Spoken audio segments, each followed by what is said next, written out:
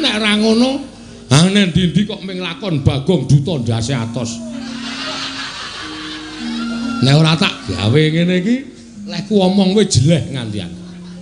Kowe serik ya mir nek aku ngerol. Kowe iri ya. Ora perkara iri. Aku piyayi iki nonton Bagong Duta iki jutaan lho, Kong. Ora ming nang Indonesia tok, luar negeri iki nganti apal kabeh. Mula iki kudu digawe sanggit liyane, ngono lho. Digawe cerita liyane ning tetep kowe engko dadi duta. Aku tetep ngerol, tetep ngerol. Gleleng iki. Heeh, ning mengko nek jam 3 bubar. Ayo engko nek jam-jam 12 jam 11 kae. Oh ya siap. Pokoke kowe nang kene tenang wae, heeh. Ha. Mula nala Gareng Petruk Bagong sing dadi pengarepe, Gareng sing dadi ketua RT, Petruk sing dadi pengareping RW. Bagong saiki dadi apa? Ketua pemuda. Waduh. Ketua pemuda kok nglek. Wah penting lho.